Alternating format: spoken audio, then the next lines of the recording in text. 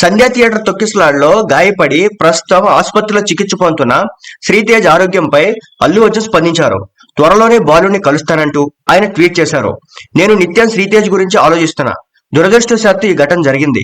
ప్రస్తుతం శ్రీతేజ్ చికిత్స తీసుకుంటున్నాడు. లీగల్ ప్రొసీడింగ్స్ కారణంగా నేను ఆ పిల్లాడిని కలవలేకపోతున్నాను. శ్రీతేజ్ ని అతని కుటుంబాన్ని ఇప్పుడు కలవద్దని సూచించారు. నేను శ్రీతేజ్ గురించి నిత్యం ప్రార్థిస్తున్నాను. వైద్య కుటుంబపరమైన అవసరాలను తీరుస్తాను. ఆ కుటుంబానికి సంబంధించి బాధ్యతలు తీసుకుంటాను. శ్రీతేజ్ త్వరగా కోలుకోవాలి. త్వరలోనే అతని కుటుంబాన్ని కలుసుకుంటానని ఆశిస్తున్నాను అని అల్లు అర్జున్ చెప్పుకొచ్చారు.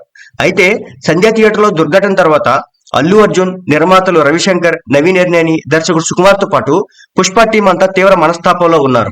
ప్రస్తుతం కిమ్స్ లో చికిత్స పొందుతున్న శ్రీతేజ్ హాస్పిటల్ ఖర్చులు హీరో అల్లు అర్జున్ తో పాటు మైత్రి మూవీస్ నిర్మాతలు బాధ్యతగా తీసుకున్నారు.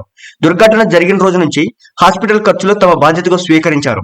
భవిష్యత్తులో కూడా శ్రీతేజ్ పూర్తి ఆరోగ్యంగా కోలుకునే వరకు వైద్య ఖర్చులని అల్లు అర్జున్ తో పాటు నిర్మాతలే భరించడానికి సిద్ధంగా ఉన్నారు. ఇటీవల శ్రీతేజ్ వైద్యంలో భాగంగా అవసరమైన ఒక ఇంజెక్షన్ ను ఖర్చుకు వెనకాడకుండా సింగపూర్ నుంచి తెప్పించారు.